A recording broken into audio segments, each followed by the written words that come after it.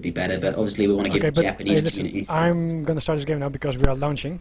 Okay, So, I'll end the call. See you in a bit. I'll see you in a bit. Okay, take care.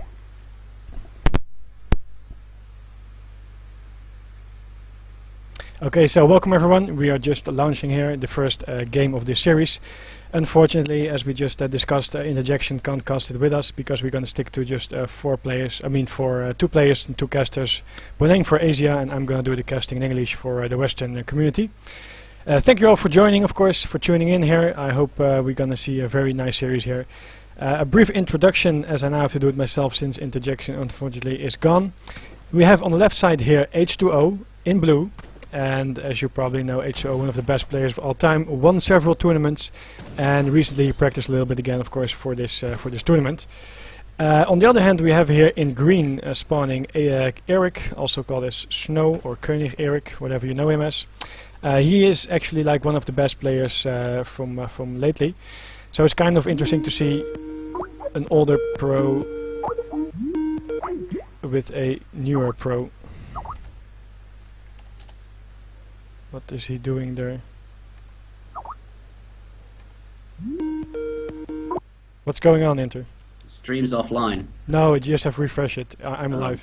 Well, you're not, because it's... Oh, is there a 1-minute delay? Yeah, I'm live. Alright.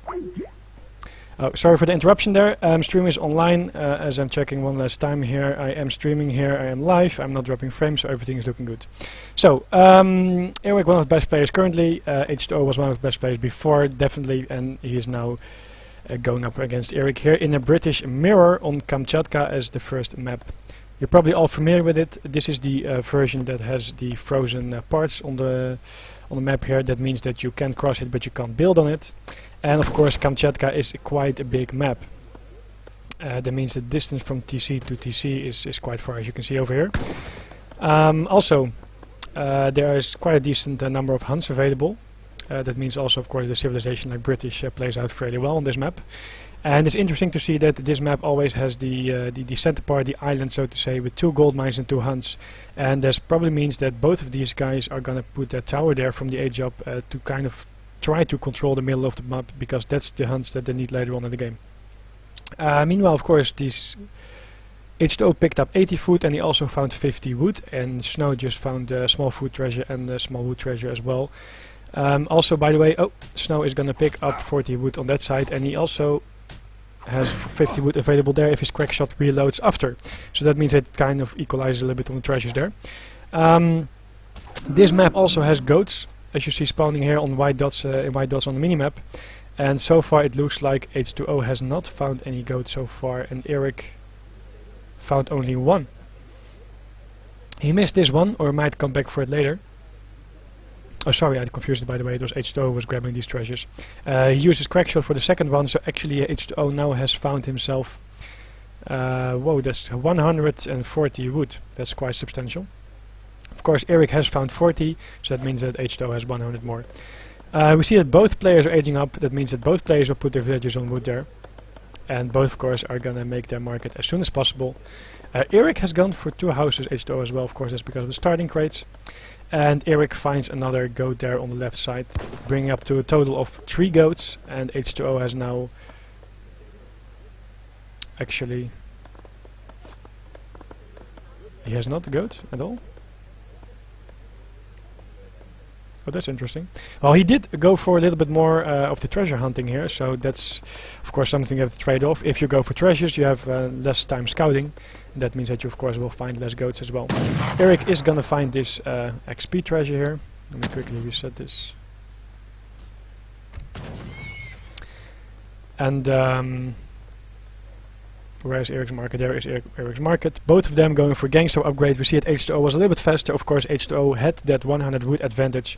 That means that he was faster building his market, and of course he will also be faster than upgrading Gangsol. Small advantage, but these kind of things, these small details will matter in the long run as well, because it is, like we've said before, a mirror between very good players. So every detail counts. I'm pretty sure both of these guys have scouted their hunts. For sure this one is found by Eric and this one as well. Not sure if he saw this one. And H2O had done a full wrap around his base, and he found all the hunts. Both of them are aging with a tower, and we see that both of the towers are going to the center part where Eric is going a little bit defensive, H2O going a little bit more forward. Not so much towards this hunt, but of course he can still hurt this hunt towards his barracks later on. And gonna find himself another goat there. And Eric is gonna put it right exactly in the middle of this herd. However, that means that he has no gold mine covered. H2O on the other hand is gonna bring it more forward because he aged up faster, he knows he has more time. And it is gonna be funny to see when they both finish their tower, that's gonna be in perfect line of sight from each other. The Rex from Eric is gonna be a little bit further. I'm not sure actually if that's the best decision because of course he has to walk all the way from his Rex towards the tower if there's gonna be an engagement over there.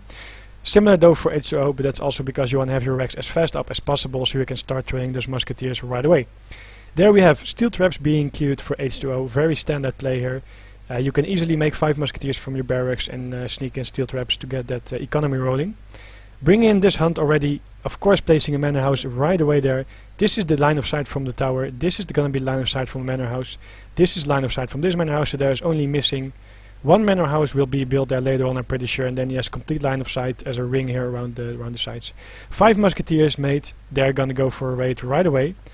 Will he be able to pick up a villager? Ooh, Eric just made 4 musketeers. And H2O also brings his hero. That means he will be able to get 1 of these villages. He will be able to get 2 because he's correctly going to micro on both of these villages as he does there. You saw that he split up his musketeers, taking out both villages, using the hero melee mode to slow them down. That's actually a little bit good done by H2O, but also Eric saw this coming and should have moved 1 of these villages faster towards his town center to save it. Also, might have been a mistake, didn't see the food count, but he had only 4 musketeers out first batch rather than 5. Second house being built there, not one in between, but so far at this point there's not much raiding going on, so the house still has time to go up there. Meanwhile on Eric's base we see all the houses are very close and he's building a house there, so that is adding line of sight to this market. However, there's always a small strip here on the bottom side where some raiding hussars or musketeers can sneak in.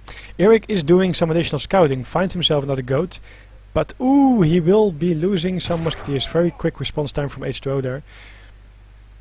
Oh, 2 musketeers going down. I like that Eric went for a raid, but he was walking past the line of sight from the tower, I have to assume, and now he's gonna maybe lose both the musketeers. He can get them out if he keeps running. What is interesting also to note, by the way, is that that is 5 musketeers. Oh, you send them back to defend from a raid. Again 4 musketeers. So Eric is going for the economic way. Oh, that's also what you see here, by the way. He has 33 villages while H2O only has 30. That's why he was having less musketeers, because he sneaked in another house probably. He has a substantial amount of villagers on wood compared to H2O, who just has no villagers on wood, it looks like. He is able to build 1 more house because he already made a second barracks there. And now Eric is trying to come in for a little bit of a raid, but H2O is on spot there and gonna catch it. And meanwhile H2O is now catching up with the villager count. Okay, interesting. H2O shipped 600 wood before 5 villages, and Eric shipped 5 villages before 600 wood. Of course, 600 wood will give you... the 5 villages came from his tower. He might have been a little bit late with swapping shipping points. And there we have Eric merging his army, but H2O still has 1 or 2 more musketeers, so he has to run. Meanwhile, H2O on 39 villages, Eric just on 35. That means that Eric is still, yes, he's now making a second barracks, just now by the way. So Eric will be behind on musketeer count, as you see that H2O is spamming musketeers all this time. So Eric has to catch up with this, which won't be easy in a British mirror. Although this 600 wood is gonna translate into a few more houses for Eric, as you see now, and then he will soon catch up with the villager count. However, 10 units behind, and there we have now H2O going in for a side raid, spotting the villager right away. Of course, good players means that they will respond quickly. And now Eric looks like he's gonna lose his tower, and that's very unfortunate. He has to send musketeers to deal with this. He doesn't have enough musketeers to deal with the front push of H2O, and that just means that because H2O went for the more aggressive build, he will be able to take out the tower. And Eric actually, he went... Oh no, he's gonna lose 2 more villages. That's very unfortunate. 3, actually 4. This is a very small but major thing that H2O did. He targeted first the villager that was running away to the town center, because he knew that he would have enough time to target that villager later on. And now you see that both of these players have to micro on both sides, left and right. However, there is also another aspect, and that is that of course H2O has map control here, so even if he's not willing to push in any further, he can still go back and be in a good spot because he has the musketeer advantage. As you see, 43 to just 35. He has the villager advantage as well. He still has his tower up in line of sight. He can still hurt this hunt towards his tower. All because Eric went for a little bit of a more boomy style in the start. And here we see that Eric's ship 6 musketeer kind of in desperation mode. He's not using Minutemen so far. I don't like it actually. He has the gold, but he doesn't have the food around. And he's winning that battle, but he's losing this battle over here. And H2O ships musketeer attack. And every time you can ship musketeer attack over 6 musketeers, that's of course a better card, because this will be a very good bonus for you in the long run, while Eric is now behind. So as soon as Eric will ship musketeer attack, H2O can also ship musketeer HP. That means from this point on, H2O's army will always be stronger than Eric's army, and then you have to see how you can catch up from there. Meanwhile, on the left side, a few villages there, H2O expanding there. Eric so far just staying quite close in his base. Looks like he gets a decent angle here, but nicely putting back. Same does in H2O, just to make sure that you get kind of the best concave here, and to make sure that you don't lose too many units before the rest of the army joined to fight as a merged army. Again, no Minutemen were called before, but now the Minutemen are called, and now Eric tries to push out, but H2O, maybe expecting this, maybe anticipating the Minutemen move, is backing off, and of course he should do so. Again, we see that he tries to create the best concave as possible. 2 groups of musketeers running around. Seeing the Minutemen, he will go back and just stay to close to the racks to wait for reinforcements. Eric, on the other hand, wants to push out with the Minutemen that he has, to make sure that he can do as most damage before they have degenerated to 0 HP. The concave for H2O is a lot better, as you see here. He is moving 2 groups actually, and then letting them attack move separately, while Eric is still moving in 1 group, meaning that there will be more layers in the back and not the most optimal concave. And this looks like a huge economic, economic as well though, but a huge army advantage. You see 40 musketeers just compared to the 17 of Eric. And that means that, yeah, the economy is also in favor of H2O, and that means that it is a good game there, and H2O is gonna take this one. I felt that Eric wasn't playing optimal, like he's just mentioning over there. The fact that you got so few musketeers out early, even if you go for a more economic build, means that you will lose on the musketeer war early, and also you can not do the best damage in a raid. H2O went for a little bit more of an aggression at the start. And then, as you see now, by the way, Eric has to ship 700 food just to make up in the musketeer count, and then H2O has both musketeer cards already, while he is safely expanding his economy in the back of this. And just let me check here. Oh, I can't check the upgrades, but yeah. So well played, better played by H2O, but Eric doesn't feel like he's playing optimally. Anyway, you saw also that the distraction here by H2O, the raiding group that went through the back, means that Eric has to deal with that raiding group first, and then at the same time H2O pushed at the front, where he also has of course faster spawning units from his barracks, which can quickly merge and take out this tower here.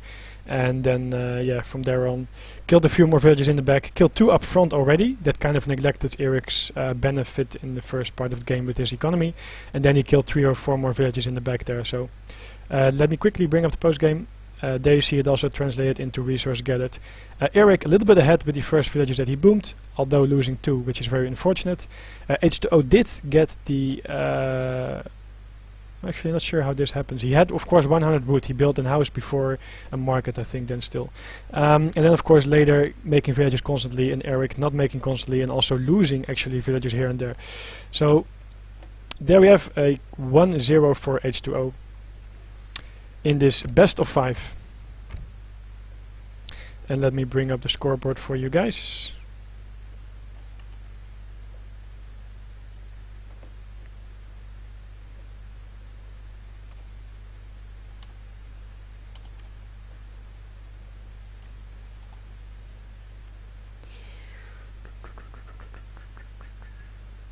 Okay. Oh, that's of course the score that should be there. So Snow with 3 W's, and there I have H2O 1-0. So there we go.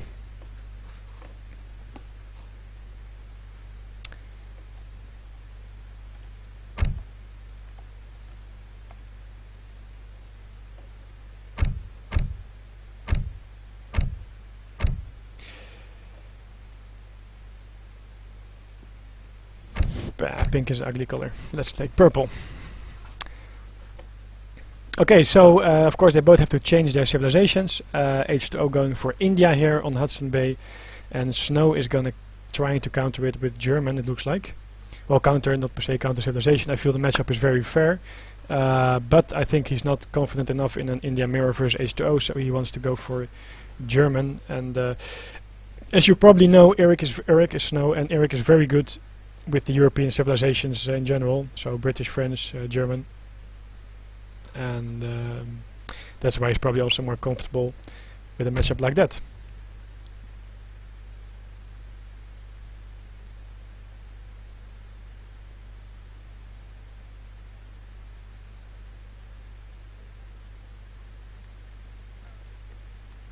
So we're just waiting for this to start. Maybe H2O is not sure if he wants to play India versus German. And by the way, guys, you see Boneng there. In case you are Asian, Boneng is casting, I believe, in Japanese for you guys. So you can also head over to his stream if you prefer Japan over English, because my Japan is actually non-existent. So that would be really hard for me to do. So, Hudson Bay, second map. It's like Saguenay, as you see on the image as well. Shout out again, by the way, to Gaia for making these maps. Almost all the maps actually I really like. Very good balanced resources and very interesting layouts as well, allowing for a few changes in playstyle and of course for the most competitive games overall. I'm not sure what the... Okay, there we go. So they both clicked in. Germany versus India it is on Hudson Bay. Two versions of Hudson Bay. Let's see which one is gonna spawn. Important to note, by the way, is that even though H2O is not the most of a sea player or water player, the sea got nerfed a little bit here, so a water boom is not as valid as it was on Saguenay.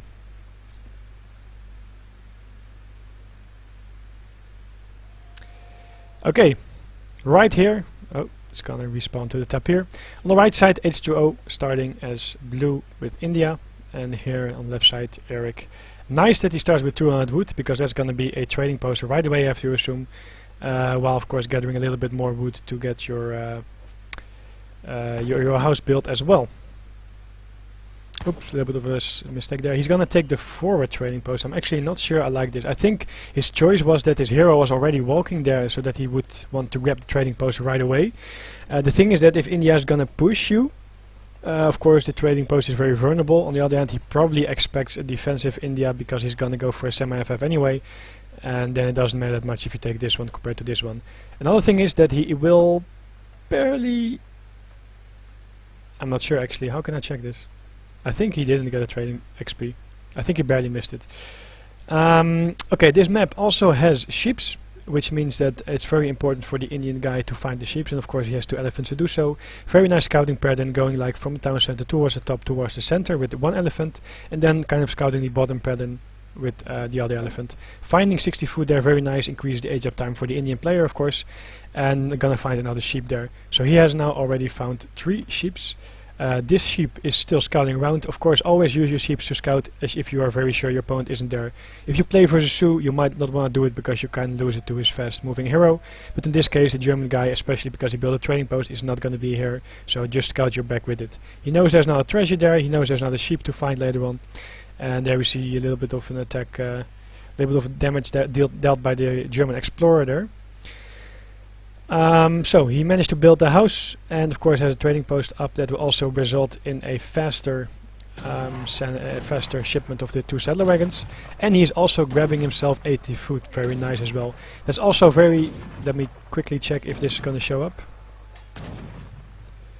Yeah, it's not going to show up, so as an observer I don't know, but I have to say that I felt that I thought he missed the first XP. But what I was about to say is that 80 food is very nice because he had to invest a little bit in cutting some wood for the house. So that means that he will be happy with any additional food treasures he can get, just to make sure that he can queue up the age up right away after his 17th villager. Might even use a sheep, but so far you see on the other side Eric is also scouting with his sheep. Not sure if he found... Oh, actually that's not really a useful treasure. He is gonna find 80 XP, which is of course very nice, brings in his third age shipments a little bit faster. And also, by the way, I haven't really covered it, but we've seen a few times this matchup played before, and Actually, this is oftentimes going to play out in a German guy going for a semi-FF. Although we have H2O mixing it up a little bit, and this is what I'm talking about with trading post before. India can go defensive, however, if they go aggressive like this, it's very easy for them to take out the trading post, and then you would really wish you had it on the bottom side, because it will buy you quite some time. We'll have to see. This can still play out in several ways. H2O can go for some aggression, for example some sepoys, taking out the trading post, maybe harassing a little bit here, taking out the house. And then going for a more economic approach in the back of this. Or you can just, well, he's not really going for a semi-FF with the fresh forward aggro like this. Actually, yeah, he's getting a lot of wood now. It's not a complete 10-10, but it's still going to be a little bit of a rush here. Few XP going to be found by H2O. Snow has found 30 coin. That was a treasure, I believe, somewhere on the left side. And it looks like Snow has also scouted this fort, so he knows that a possible rush is coming in. And that means that he has to keep scouting to see what H2O is going to do. Is H2O going to go for a full out rush? And does Eric need 8 crossbowmen? Or is H2O just going for forward aggro for some more map control and go for more economy in the back of that? Have to see how it plays out. Meanwhile, 135 XP covered by 2 polar bears. Looks like H2O wants to grab this later on. But Eric has found it, so he might return to that spot in a few minutes. This is not grabbed by either player. Of course, it's very easy with the crack shot for a European civilization, and native scout is just a huge thing to have in your arsenal of units around the map. What we also see, by the way, is that this hunt, I feel it ran away a little bit. I thought it was here at the start. Both of them not the most ideal hunts, but that's also how this map spawns. You have to bring in these hunts, you have to start working on it. Eric has to send a villager to bring in that hunt. However, so far he has a moose, he has still elks, he's still fine to age up if he chooses to do so. And also, of course, in the back later on a hunt available. So, 2 sepoys are going to be used to pick up this 135 XP treasure. Very nice pickup, of course. Combined with the, I believe, 30 XP and some additional XP that H2O grabbed, he's almost into a second shipment with that. He also has 2, 4, 5 sheeps compared to 2 sheeps for Eric. You see that Eric, I like his build here, his SimCity, so to say. This village is idle, should be fixed though. I like that he builds it very close towards his town center, so that means that every house is not easy to besiege by sepoys, and every house is very much in range of the town center. 3 settler wagons first, and here we have 5 sepoys first, 5 being made, 12 total I have to assume, 11, so okay, he made 4. And he's gonna take a trading post right away, and that's actually very unfortunate for Eric. It's already worth it to make the sepoys in this case, taking down a trading post. Lol. And then probably gonna push on, and you see the question mark from H2O. Either it's a shift bug or a misclick, but he killed the guardians here, and he didn't grab the 135 XP, and Eric probably realized later that it was still there up to grab, so he took it. And ooh, but he is gonna lose these 2 Ulans to the sepoy. That is very unfortunate. He was going for a raid with that, but of course his sepoys were going from the TP straight down towards the elephants to rescue them from the nearby Ulans. He's still deciding to go for a raid, which H2O will realize, shipping 600 wood after, by the way. Oh, Eric going for an all-out economy, even shipping 2 settler wagons. That is a little bit risky. It can pay off. He probably feels he's safe enough with just a town center fire and the possible Minutemen if H2O was about to go too far in. 1 Ulan on the second batch. Okay, he did not kill the villager, he barely saved it on time. Of course, H2O has line of sight here with this fort here. There we have him coming in again, trying to kill a few of these villagers. Of course, in these kind of situations, you don't want to be hiding every villager in your town center. 1 villager going down, and 1 villager going down H2O's side as well. That's quite an equal trade. I would say it's in favor of German, and he's now shipping 8 crossbowmen. He's not using Minutemen, so he won't be able to deal with this dead cost effectively, to be honest. He's trying to lure them away using the range of the crossbowmen as much as possible. He doesn't have resource for Minutemen, it looks like. Now he could call Minutemen out on some... Yeah, there he goes, very nicely. This is actually going very okay for Eric. However, he's losing 2 more villages, as you see there. And in the meantime, a stable going up for H2O. He is able to clean up all these sepoys, or actually a little bit of a misclick I guess by H2O. He probably wanted to go back or maybe snipe 1 more crossbowman, but Eric moved away his crossbowman, and that's maybe why H2O misclicked there. He's trying to do as much damage. Actually, I would be really in pursuit with these Minutemen because they have now still HP, and if you go back, they degenerate in HP, of course. Meanwhile, on the other side, one more villager going down, and looks like I think that one was barely saved on time. H2O called out sentry to defend versus these Ulan raids, and he's gonna make his consulate now as well. So this 2 settler wagon, rather than for example 700 wood, 8 crossmen right away or 700 coin, did pay off for Eric, I would say, because Eric is in a good position at this point.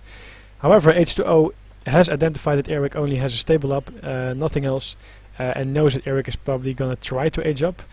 The crossmen, of course, only 5 left, together with some low HP Minutemen, so he's going for a Zembrook. Oh, nice catch there by the Sepoy in melee. Oh, actually, I see 3 dead Zemboreks, so that means that 5 of these Ulans were able to catch a few Zemboreks, but in return, retaliation right away, the Sepoy caught the Ulans there. What we have in, by the way, of course, H2O sent 300 export, so he will have that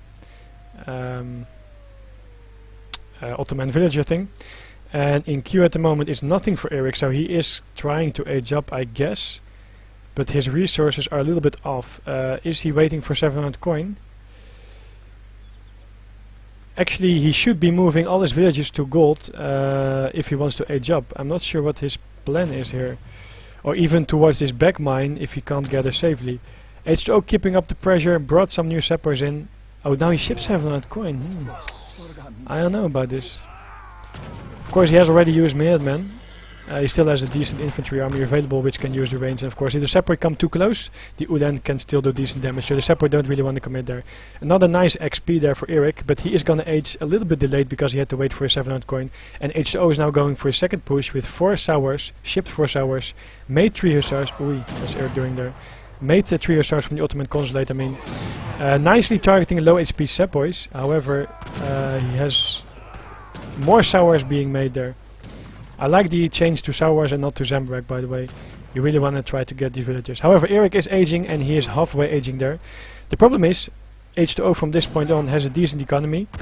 Eric is still a little bit ahead, but he has a decent economy. And from this point on, I assume that H2O is only gonna mess Sours, and that kind of makes sure that Eric is not... He's gonna lose his villager on top, by the way. The fact that H2O is gonna make Sours, hand cavalry, will mean that Eric is not able...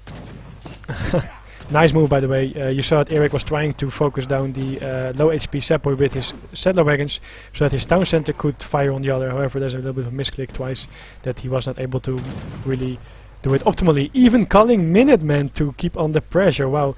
But the fact that what I was talking about is that because H2O will be making camels from now on, Eric can't really ship 8 skirmishes because they will get just annihilated by all the cavalry from the Indian player.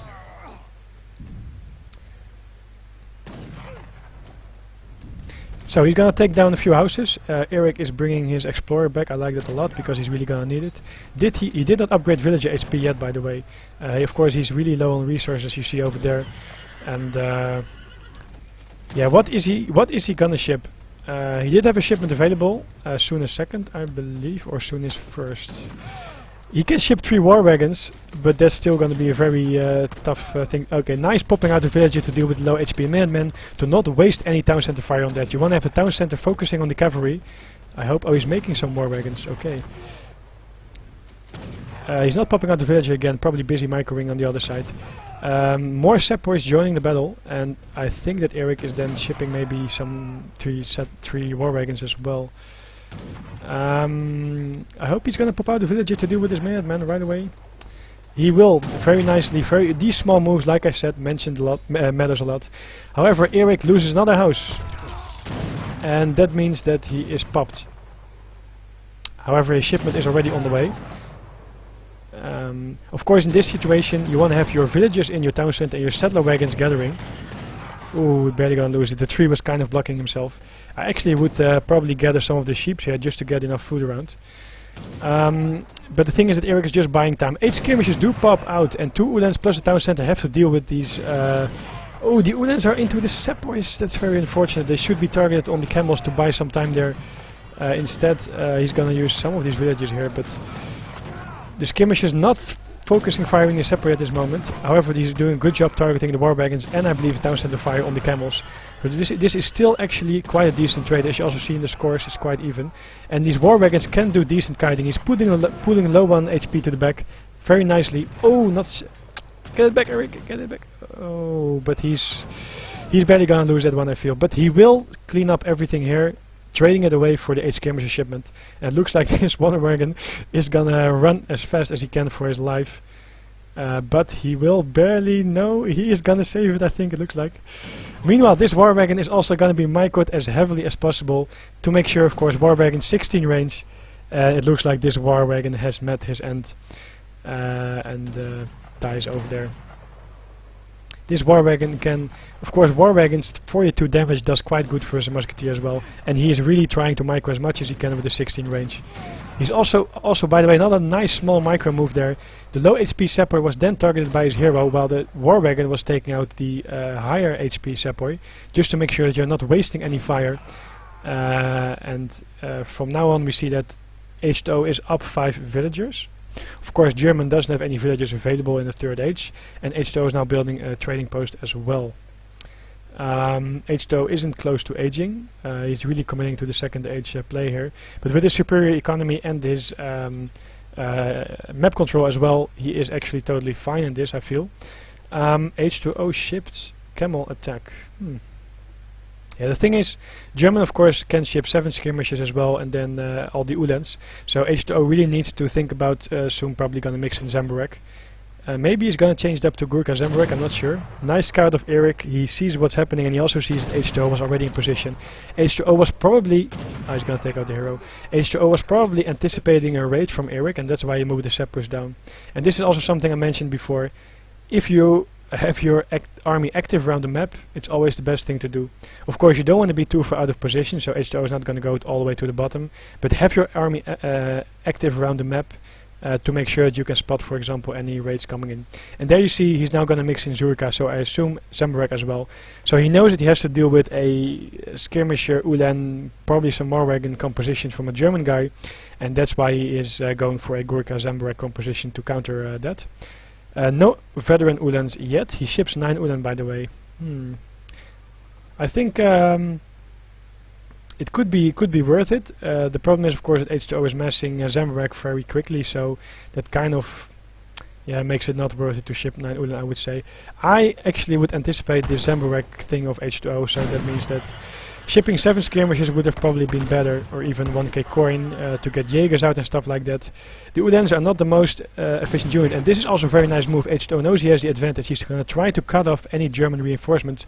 Eric, on the other hand, decides, okay, I'm not going to be able to make it back that way, so he's going to go towards the base of H2O and hope to get a decent raid off. The problem is, because he's so far out, H2O will catch this army, and that means that Eric is going to lose. He's going to buy time, but he's not going to be able to get villagers here, I assume, because H2O is already in position again, as you see over there.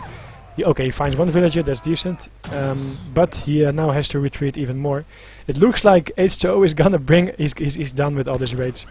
He thinks, okay, German, you and your shitty Udens, I'm just gonna build a huge wall, not the wall of China, but the wall of India, and I wouldn't be surprised if it's gonna go even to the bottom of the map.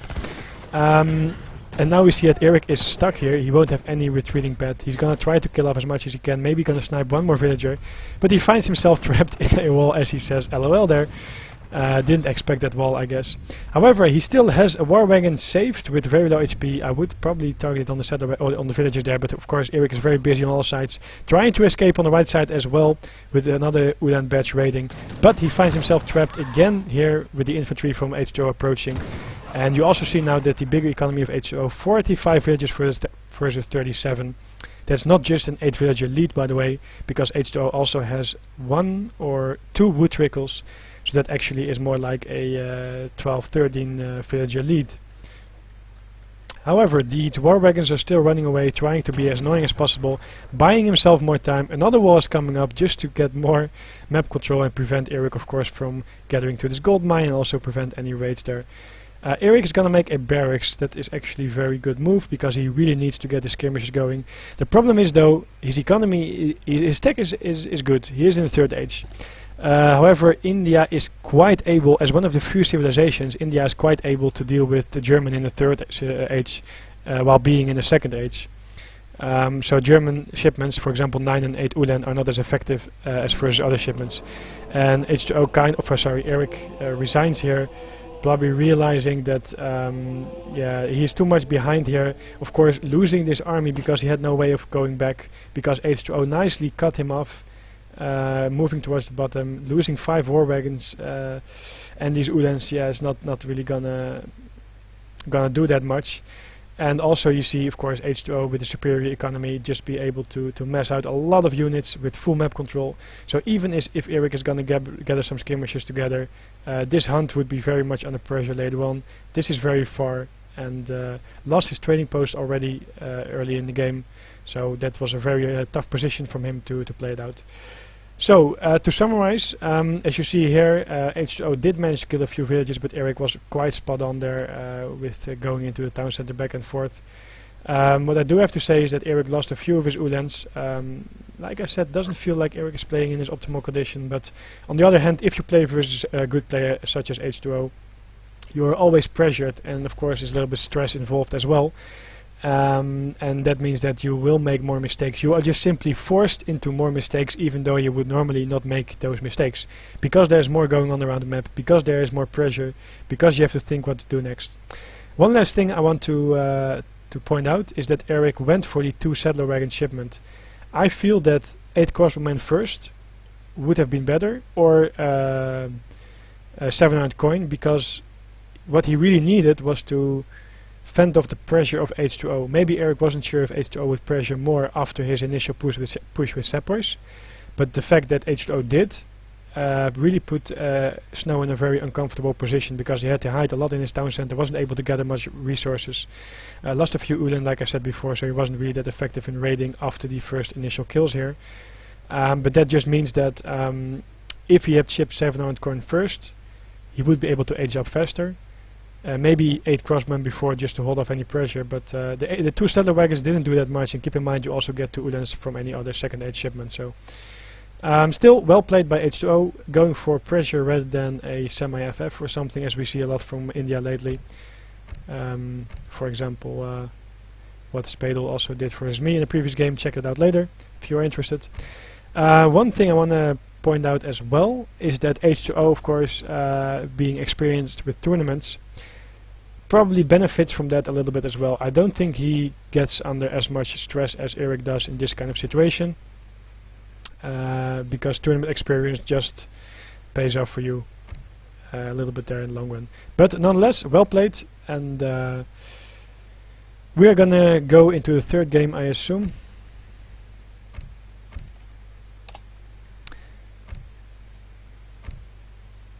When H2O is back there and giving me the invite.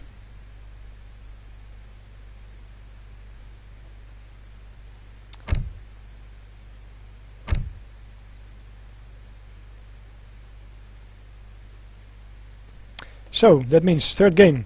Let me update the scoreboard for you. So 2-0 for H2O currently. It is a best of 5. That means the first one to win 3 games is going to win this. Yes. And that means we are going to go into our third map, which is going to be Siberia. Hopefully it's going to play out fine. Regarding the map, as we had a few issues before with that, unfortunately. If it's too unfair, we will rehost, and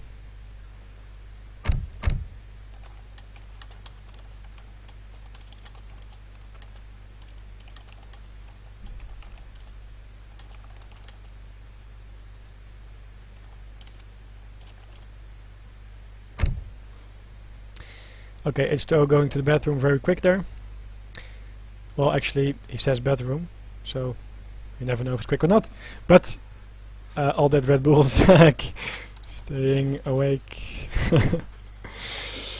Getting pumped up, of course, for this this series. Very important to both of these guys. It is not as close as I hoped it would be. Maybe, yeah, like I said, Snow doesn't feel like 100% sharp as he could. On the other hand, I pointed out before as well that H2O is just a very good player, actually one of the best, if not the best. And that just means that you are under pressure, you are tempted to make more mistakes than usual.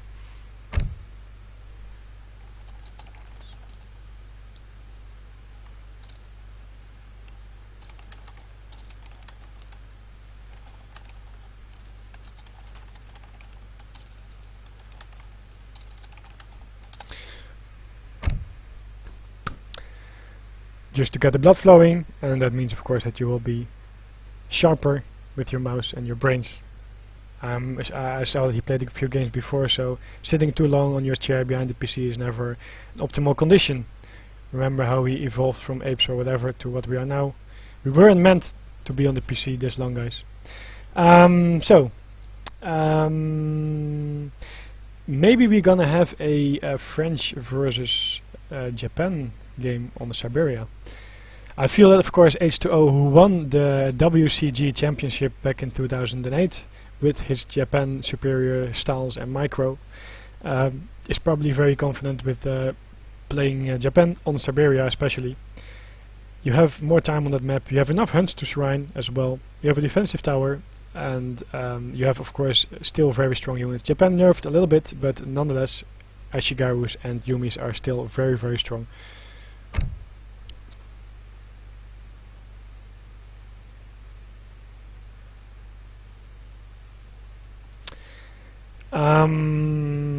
I'm not sure if Eric is gonna stick to his French. The first game was a British mirror, and after he chose German, so he can go for French.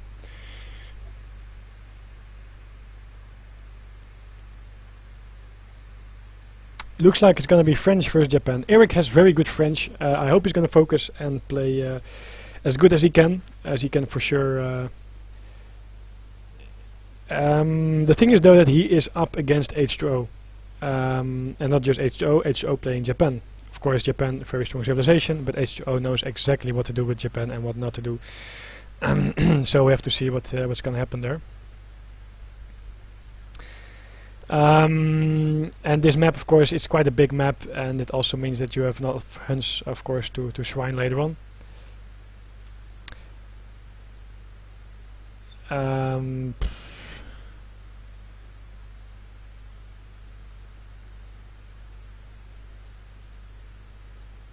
Yeah, I would say this map is fair enough.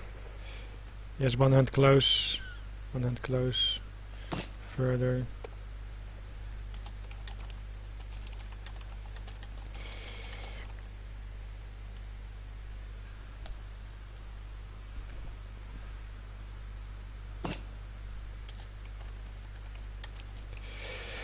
Okay, so just to confirm with Boneng there, the caster from a Japanese community. Eric has of course this hunt available here. He has also a mine in the back, which is very convenient, and he then has to just bring in that herd and that one. Siberia is just a map, somehow, especially this version, with just not the best hunts, and that's also maybe a reason why H2O picks Japan here.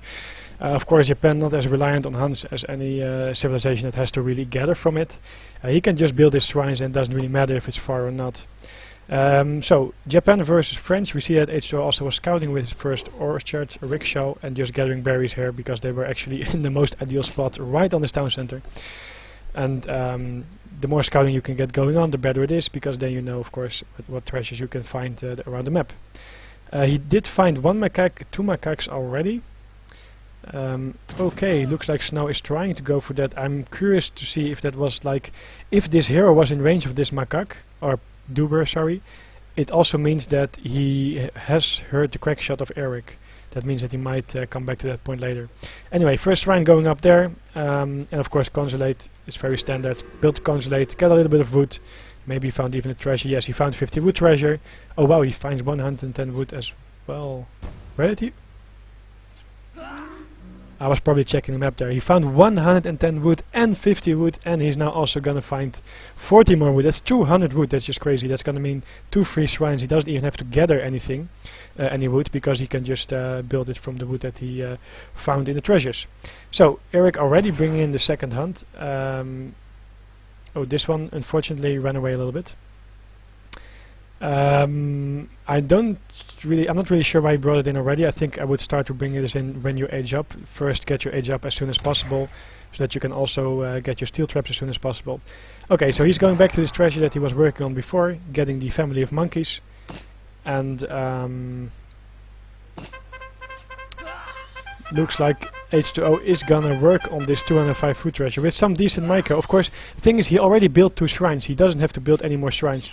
And he's just gonna decide, okay, I have 2 monkeys, I have 2 heroes with proper micro, I can really work on this. And if he gets this, he can age up right away. That would be really... Actually, it's already aging up. I'm sorry, I'm a little bit off there.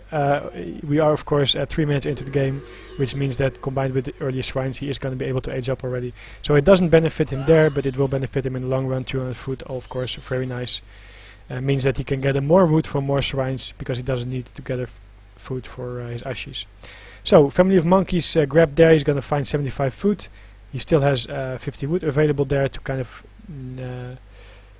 equalize the wood treasures, and I hope he's also going to find 90 wood to make sure that it's perfectly equal in that regard. Curious to see if he's going to go for a trading post. He has a lot of villagers on wood, so he actually might. Hunting nose, of course, done. I didn't cover that, but that's of course pretty standard. High level games, just to market first. Hunting dogs. It looks like he's going for a trading post first before placing mines. Yes, he is. Gonna crack shot first, let the monkeys do the work, I assume. Actually not. He's gonna build the trading post first, and then he's gonna come back later and take this right away. He's gonna bring in this hunt over there. Already started working on this hunt, of course. Meanwhile, we see that he found the hero making another shrine. However, the scout's not the best at sieging. Another shrine going down, going up rather, and this looks like a very standard play from both. No weird strategies there.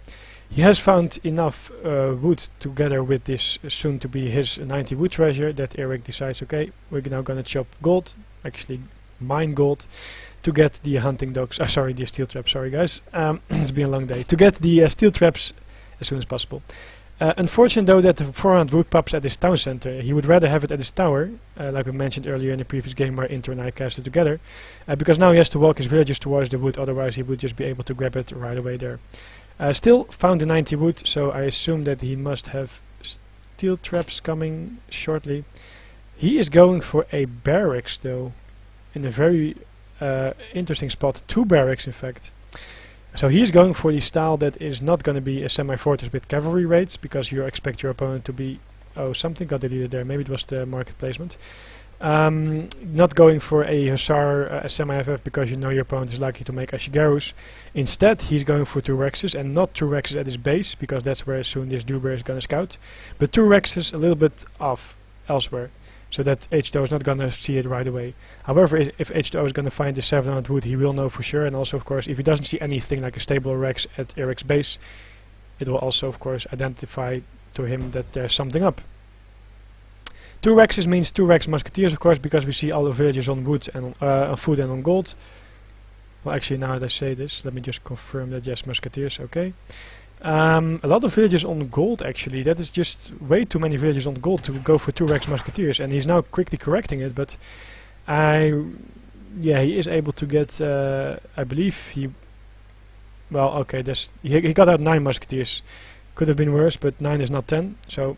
But he now corrected it. More villagers on food, of course. Musketeers cost more food than gold. So Rex going up for H2O quite late, but he figures he has the time. Eric is now just going to be busy killing shrines left and right, and I think that Eric is going to try to win it on the based on the economy. He's building a stable very rapidly, actually, very fast here. H2O going for Yumis, seeing that Eric is going to come with musketeers, and that's also what Eric is probably expecting. Maybe. Sorry, maybe a few ashigarus, but after that H2O is probably going to switch to Yumis, because Eric is going to mass out musketeers. H2O of course knows that seeing this amount of musketeers, Eric has 2 rexes up, and that's why Eric, as an anticipation to the Yumis, is going for a stable. However, H2O spots this right away. That's why I would have really liked to see the stable in another spot, for example at your town center or whatever, so that at least you give your opponent less information and you leave him in the dark as long as possible. So he knows that he has to mix in Ashigawas at some point. Very nice SimCity as well, building the Rex's consulate and the maybe it was and the wonder there, so that his Yumis can do some work here on the units of Eric, and Eric can't really siege safely. 6 more Yumis popping out. That means he's totally fine for now. Still has of course Minutemen available as well. So Eric really can't do anything until he has Hussars out. Eric only killed 1 shrine so far. And H2O is going to build 2 more shrines here. His shrines, by the way, are tasked to wood still. He's just gathering food and wood. Of course, this mixes up very nicely. He doesn't need any gold so far because he doesn't need to make any Ashigawas yet. Making 8 crossbows from the consulate. Curious to see what he will do. Will he stick to the consulate for more shrines around the map? Of course, cheaper shrines. Or will he switch to the Japanese consulate for example, clubmen and the my apologies, and the increase in HP for their units. Or attack, sorry, I think it is attack. Okay, 1 more shrine going down, that's of course very good. However, as 1 shrine goes down, 2 more go up on the other side. So H2O doesn't really care about that at this point, and that's actually the classic Japanese attitude, I would say. Don't confuse it with Japanese player, by the way, I'm just talking about Japanese civilization. H2O is building enough shrines to buy time, and he has now a very good mass of Yumis. And as we all know, Yumis are a very, very strong unit. I would almost say like OP here. This SimCity will allow the Yumis to be in a very good spot so that cavalry doesn't really can come close. Also, he's going out. Oh, he's going out very far. He's setting a daimyo. Interesting. So Eric will be able to get out a few shots. However, this amount of Yumis will be able to kill these Hussars as you see over there. So there's nothing that H2O has to worry about at this point. And I'm not even sure if Eric wants to really take this. Okay, yeah, well actually the Hussars are tanking a lot of damage. That means the Musketeers will do decent damage. What I really would like to see him is pulling his hero in melee mode to soak up some more damage. And this is exactly where H2O wants to have him. And that's why I said I'm not sure why Eric should go forward like this. 10 more Ashigawas popping out.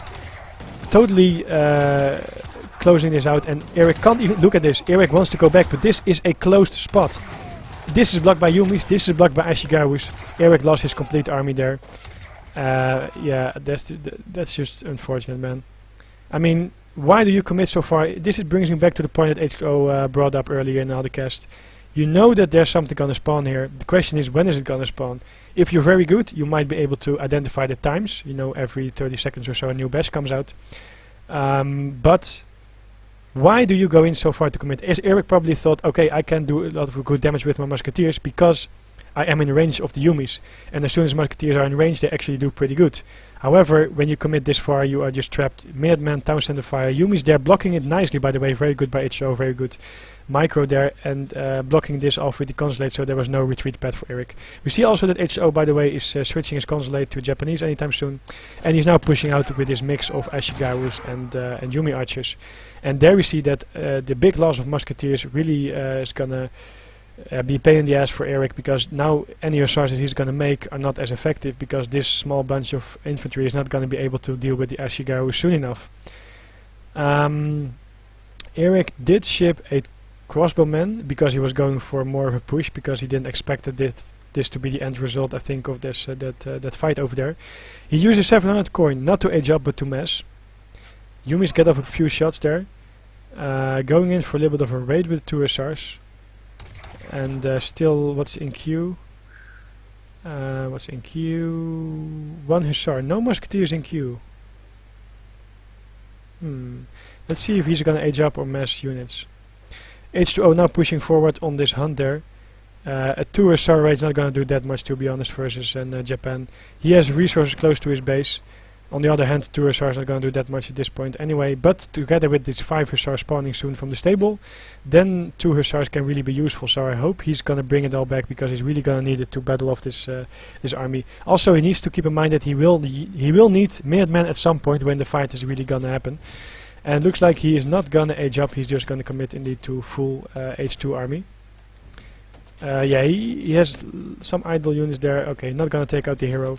Now he's gonna go for a fight. Doesn't want to lose the Rex, of course, but the Hussars are actually not in the best spot. 3 Hussars shipped from Eric, I believe. Yes, okay, they are. Okay, what the Hussars are doing actually is trying to take out the daimyo, but also slowing down the whole army. And this actually is quite a decent trap. I would really like to see Minutemen being brought in, but I guess he doesn't have the resources. Actually, no. I want to correct myself there. He chose to finish up his musketeer batches. That actually is the better choice in this situation. Minutemen are too far. It was actually a decent trade, I would say. However, there are more Yumis in the mix now, which with this micro of H2O will do decent. And Eric did lose his hussars, almost all of them. So that means he's not going to be able to slow down his army. Oh, he did bring in Minutemen. I actually still stand to my point, to my corrected point, that is that it was probably better to finish up the musketeer batches and more musketeers from now on, no Minutemen. So he's gonna push in again. However, more Yumis are joining here, and this is a battle with, I assume, no Ashigaru attack, yes, but with the Daimyo he chose before Ashigaru attack because he was gonna mix up both Yumi and Ashigarus. The Daimyo, of course, boosts both of them, while Ashigaru attack only boosts one. This is an army that he can't fight yet. This is just too strong of an army from the Japanese guy. And H2O is gonna take this this fight. It looks like Eric was planning to win it by economy. However, you have to keep in mind H2O sent 4 villagers twice. Yes, he did send 4 villagers twice. Of course, also the 600 wood twice. He has also 200 population, so full shrines. So he has 42 villagers working for him, plus the shrines and some upgrades, of course. And that means that Eric is with 32 villagers, so that you add like 7, 8 to that, so that Eric has 40 villagers compared to H2O's 42, but Eric has no shrines, so that means that the economy of H2O is better. And then you also have this insane combination of very strong units, Ashigaru and Yumi archers, and that is a really rough spot. Also H2O shrine, the hunt of Eric over there. 5 hussars popping out. Eric trying to do the best he can on microing the Ashigarus, but it's just not enough. Eric calling GG. And there H2O takes this. Sorry that my scoreboard was down there, but H2O takes this this series 3-0. We of course also have a betting thread, by the way, organized by Goodspeed. If you are not familiar with it, go check out ezo-community.net. All information is there. Also trying to make it into we actually Goodspeed and some friends there. Also trying to make it into a community site and not just bringing you replays, but more than that. And I was about to say that I'm not sure about these bets for this, but I think a lot of people thought H2O would win a 3-1 or a 3-0. It looks like it's going to be a 3-0.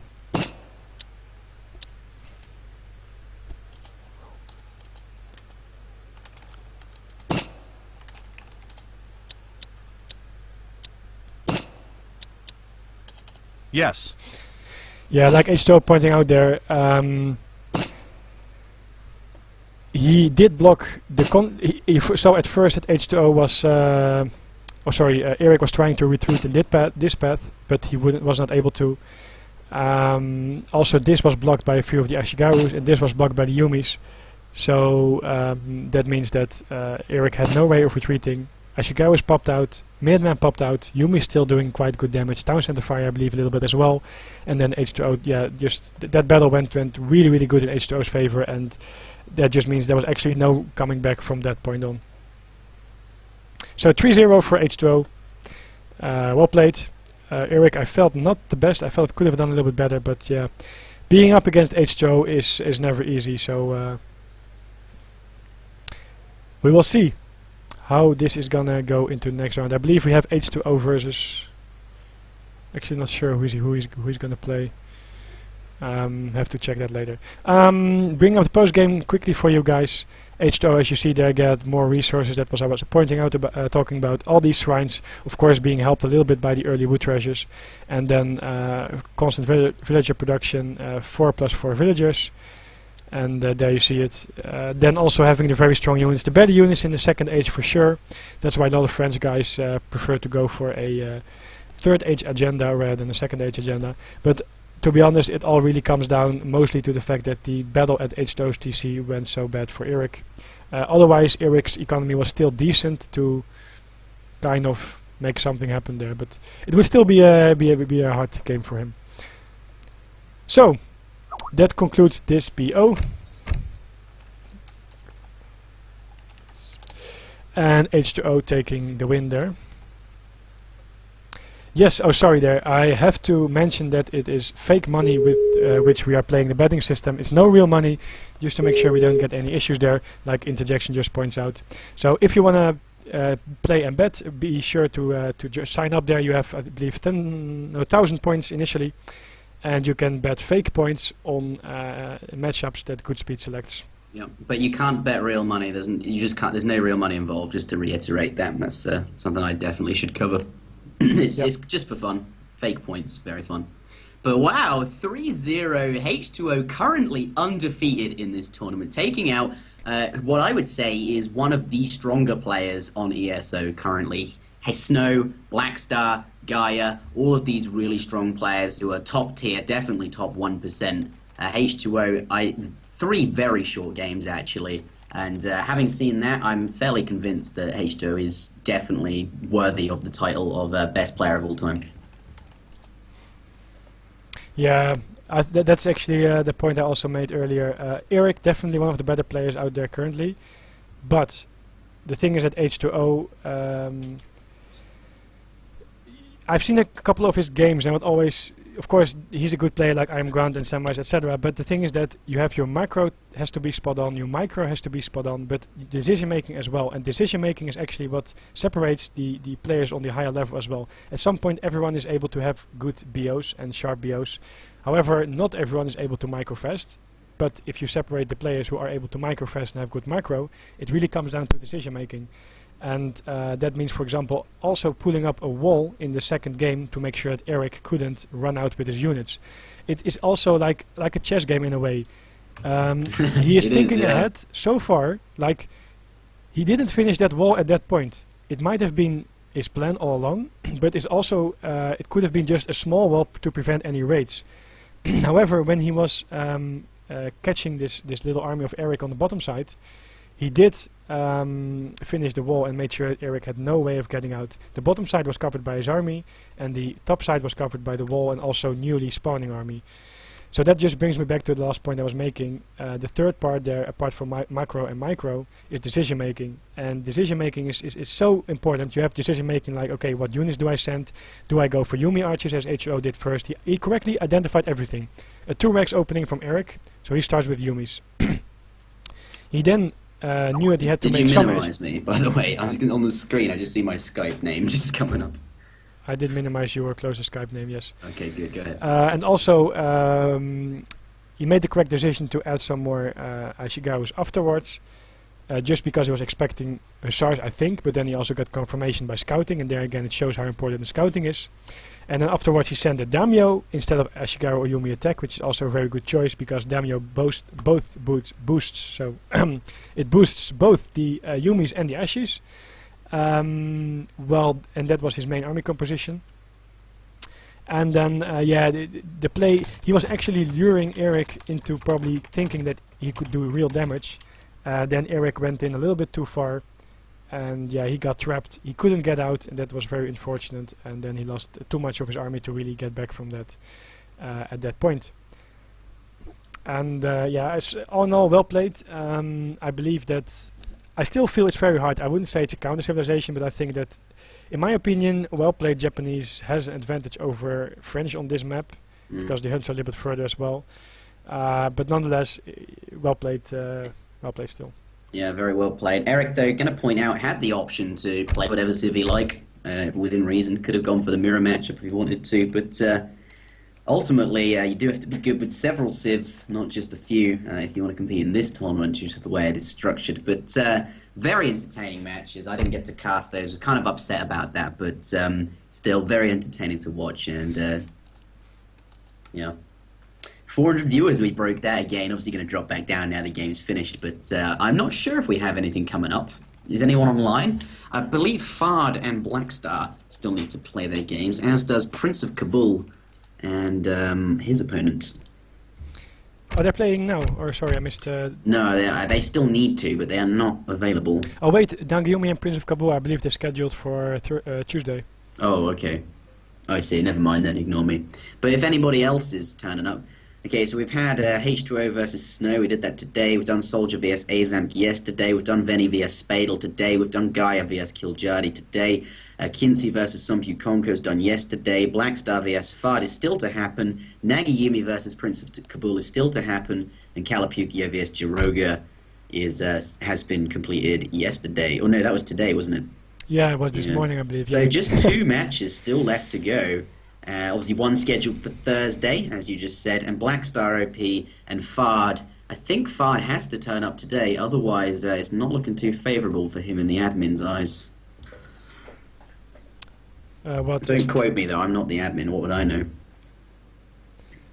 Would be nice to see that, though. Which one were you referring to? Was not looking favourable? Fard and Blackstar. Yeah, well, if they're not gonna play, then I believe Blackstar gets the admin win because he was there present and Fard was just doing a little bit annoying, so to say. Yeah, oh well, but I'm glad we got essentially every game. There's only one game that was not streamed, and one series, that is. Is that correct? Out of the one, and that's Prince of Kabul. Yeah, but they are indeed gonna play Tuesday, so we can still stream that, and I believe that. Let me quickly check it. A quick summary for you guys.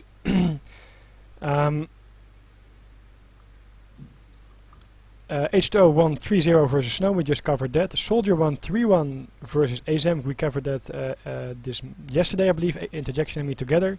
Yep. I then happily won versus Spadel 3-1. Gaia lost to Kiljardi 3-1. Well, that was a little bit of an no, it was actually unfortunate ending, but 2-1, yes. Yeah. Kinsey won 3-1 versus Sumpu Konko. Sumpu 3-0, not really I believe. Sorry, what am I doing? Man, I need a break, really. I haven't even had dinner, man. It's 10 o'clock and I haven't had dinner. I'm really hungry. Oh my god, oh wow. All this casting and playing, it's not good for me. But anyway, Kinsey 3-1 to Sumpu, as you said. Sumpu not really able to really compete with the water style and wall style from Kinsey, it looks like. Blackstar Fart might still happen. Nagayumi Prince is going to happen later on. Tuesday, I believe, and Kalapukio versus Diawuja, we casted that together. Interjection and me this morning or afternoon, whatever it was, ended in a 3-1 for Diawuja. So, to do a quick summary again, then for the next round of 8 is going to be H2O versus Soldier, myself versus Kiljardi, Kinsey versus probably Blackstar, and Diawuja versus either Nagayumi or Prince of Kabul. Yeah. I think that's us done for the day, though. But before you go, we always do the daily raid before people leave.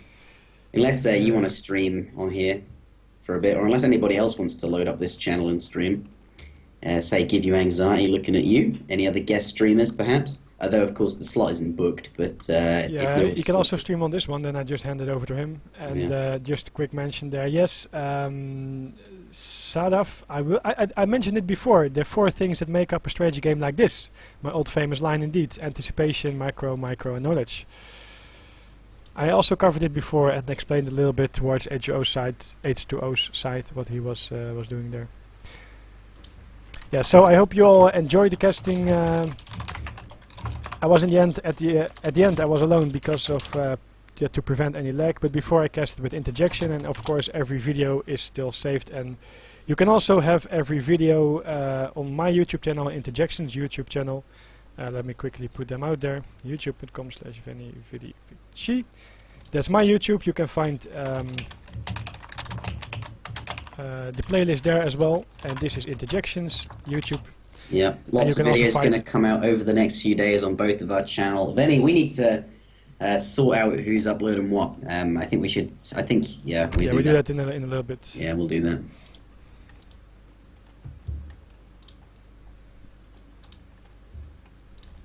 H2OP, absolutely. That is. I'm going to get that trending, I hope.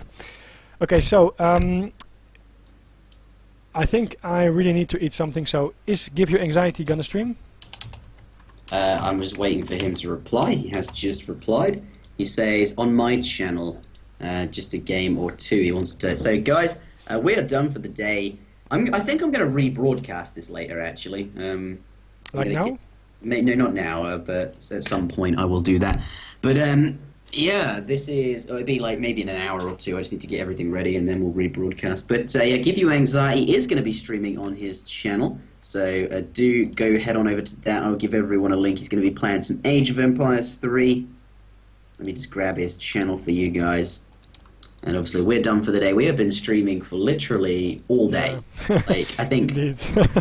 Literally all day. I'm so happy with the amount of casting that we got to do. Really wish I could have casted that last series there, but obviously we want to let Bonang get some streaming done for the Japanese community. I think it was the issue was it was fine with just Venny. It was fine with those four, but then when I joined the mix, then there was another person connecting to the US, Japan, and Europe, and all simultaneously. So I think that was the issue. But either way, it was a very fun day. Go to Give You Anxiety.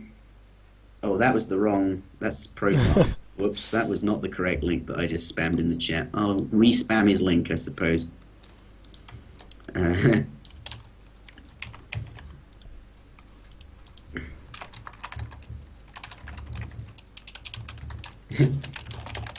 we go, that's the correct one. Okay, so thank you very much for watching, everybody. Lots of casting done. These videos will all be up on various channels at some point, either mine or Venny's, and subscribe to both, of course, to catch everything. And I think I'm going to rebroadcast this. I've got most, if not all, of the games on. Yeah. So anyway, that's the point. Don't hold me to the it, videos though. will be later up on my channel and Interjections channel. So if you just go to those channels and subscribe, you will be updated when a new video will be uploaded, and you won't miss out on anything for sure. Absolutely. But that's us done. Thank you very much for watching, and I guess... Yes, I'm gonna stop the stream now, unless you want to do something else. Nope, I've sent everyone to Give You Okay, good. Anxiety. Okay, thanks all for tuning in, and see you next time. Take care. See ya.